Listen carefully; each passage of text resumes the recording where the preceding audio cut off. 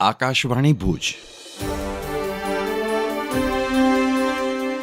પ્રસ્તુત છે અખબારોની હેડલાઇન્સનો કાર્યક્રમ હેવર હેવર.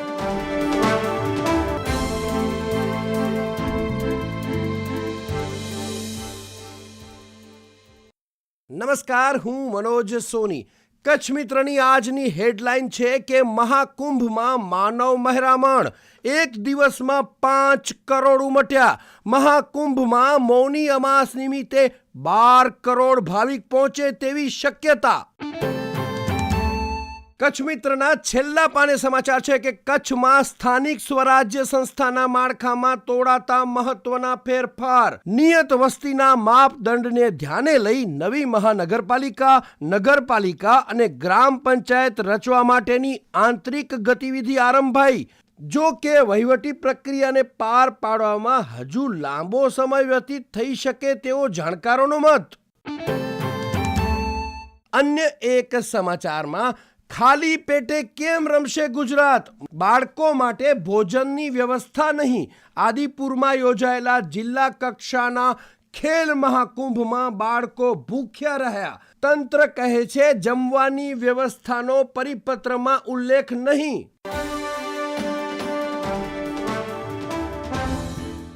હું Chitra Chaudhary.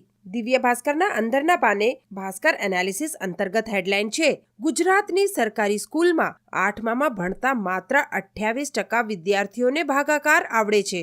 Annual status of education report મુજબ રાજ્યના 82% કિશોરો સ્માર્ટફોન વપરાશ કરતા, ભણતરમાં ઉપયોગ માત્ર 61%.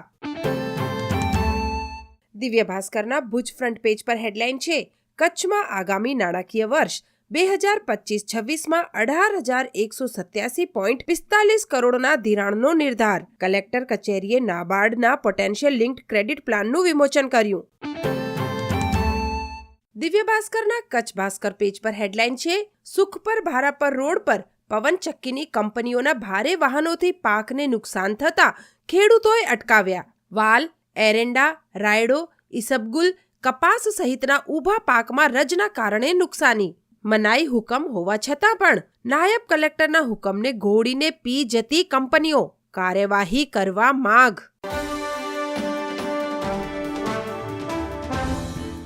હું દુબલ દીપા. ગુજરાત સમાચારની આજની હેડલાઇન્સ. સોનામાં ઘટાડો, ટ્રમ્પની ચેતવણી છતાં સાઉદી અરેબિયા ક્રૂડના ભાવ વધારશે. વૈશ્વિક ચાંદી ઓન્સના $30 અંદર ઉતરી. વૈશ્વિક ડોલર ઇન્ડેક્સ ઉચકાતા સોના ચાંદીમાં ફંડોનું સેલિંગ વધ્યાના નિર્દેશો. અમેરિકામાં આજે નક્કી થનારા વ્યાજ દર પર ખેલાડીઓની નજર. ગુજરાત સમાચારના છેલ્લા પાનાના સમાચાર. ખંભાતનો રેલો. ધોળકાના ગોડાઉનમાં 500 કિલો ટ્રામાડોલ ડ્રગ્સ ઝડપાયું. ખંભાતની ડ્રગ્સ ફેક્ટરીના આરોપીઓએ મોટો જથ્થો છુપાવેલો. અલ્પ્રાઝોલમ અને ટ્રામાડોલ ડ્રગ્સ આફ્રિકાની ખાણોમાં મજૂરોને કઈ રીતે પહોંચતું કરાય છે? એટીએસની તપાસ.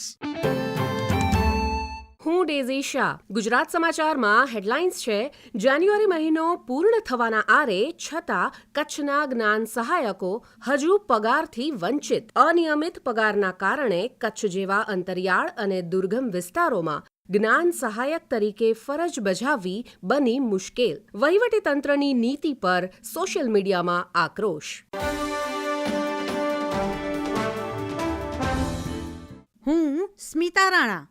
સંદેશમાં અંદરના પાના પરના સમાચાર છે, ભુજ શહેરમાં 21 જેટલી કોમર્શિયલ મિલકતમાં ભૂતિયા કનેક્શન પકડાયા. પાલિકાની ટીમ દ્વારા હોટેલો, ફેક્ટરી સહિતની કોમર્શિયલ મિલકતોમાં ચેકિંગ ઝુંબેશ ચાલુ રહે તેવો વર્તારો ફરીવાર ઝડપાયેથી પ્રોપર્ટી સીલ થવાની કાર્યવાહી.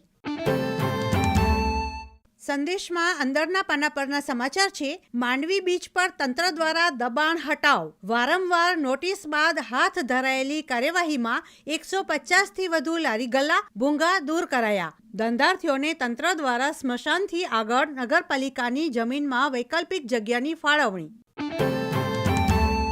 કચ્છમાં મહત્તમ તાપમાન વધતા પંખાને ચાલુ કરવાની ફરજ પડી. ઉત્તરાયણ સુધી લોકોને ધ્રુજાવનાર ઠંડી અચાનક ગાયબ થઈ ગઈ. ભુજમાં મહત્તમ 34.4, નલિયા 32.7, કંડલા એરપોર્ટ 32.4 ડિગ્રી અને કંડલામાં 32 ડિગ્રી તાપમાન.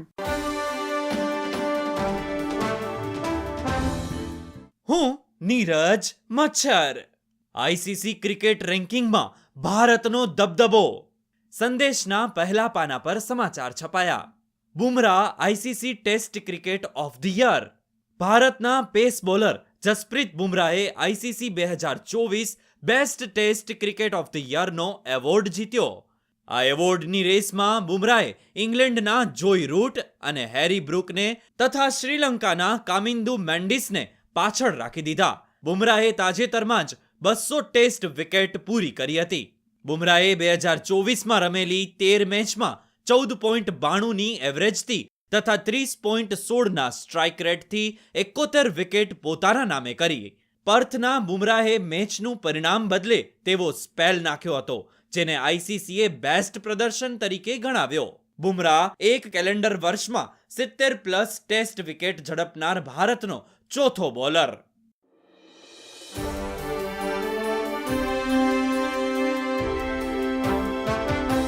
અખબારોની હેડલાઇન્સનો કાર્યક્રમ હેવર હેવર.